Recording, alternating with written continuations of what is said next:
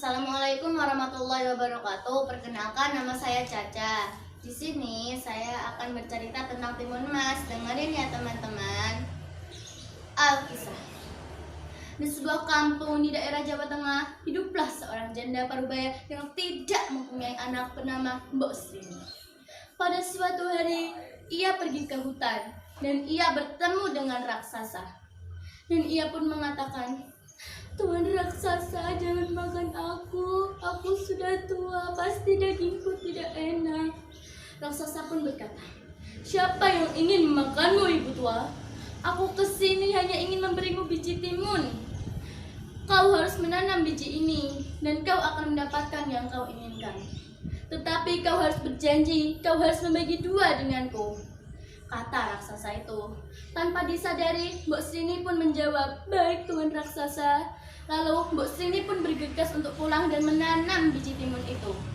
2 bulan kemudian, pohon timun itu pun sudah sangat besar. Tetapi anehnya, hanya ada 1 buah. Dan buah itu sangat besar dan warnanya pun aneh. Mbok Srini pun mengambil dan membelah timun itu. Dan Mbok Srini terkejut, ternyata di dalam timun itu ada bayi yang cantik jelita. Lalu Mbok Srini pun memberinya nama Timun Mas. Singkat cerita, Timun Mas pun sudah dewasa. Mbok Srini pun terpikir-pikir janjinya dengan raksasa. Kemudian pada suatu hari, raksasa pun datang ke rumah dan ingin mengambil Timun Mas. Raksasa itu mengatakan, "Hei ibu tua, di mana Timun Mas? Aku ingin menyantapnya, sudah beberapa tahun aku menunggu." "Tuan raksasa, jangan makan Timun Mas terlebih dahulu, ia masih sangat kecil. Ambillah Timun Mas 2 bulan lagi." Raksasa pun mengatakan, "Baik Mbok, aku akan datang ke sini 2 bulan lagi, tapi kau harus menepati janjimu." Pada suatu hari, Mbok Srini bermimpi. Ia bertemu dengan petapa sakti. Dan petapa itu memberinya 4 bungkusan kecil yang berisi biji timun, jarum, garam, dan terasi. Lalu petapa itu mengatakan, "Lemparkanlah 1 persatu bungkusan ini jika anakmu dikejar oleh raksasa."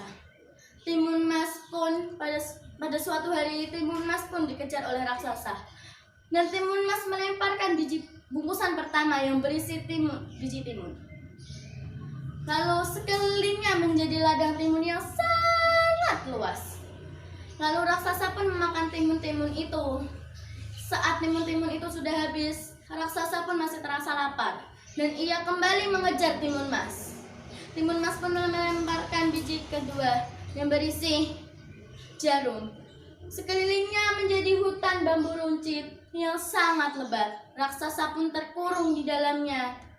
Tetapi raksasa tidak menyerah. Raksasa pun keluar dari bambu-bambu itu meskipun kakinya terasa sakit. Kemudian Timun Mas pun melemparkan biji ketiga. Sekelilingnya menjadi lautan yang sangat luas. Lalu raksasa berenang jika ingin menemui Timun Mas. Setelah Timun Mas sampai di tepi, Timun Mas pun berdoa, "Ya Allah, selamatkanlah aku dari raksasa itu." Setelah raksasa itu sampai di tepi laut, Timun Mas pun melemparkan bungkusan ketiga yang berisi terasi. Sekelilingnya menjadi lautan lumpur yang mendidih. Raksasa pun terjebur dan tewas. Akhirnya Timun Mas dan Mbok Srini pun hidup dalam bahagia. Terima kasih. Wassalamualaikum warahmatullahi wabarakatuh.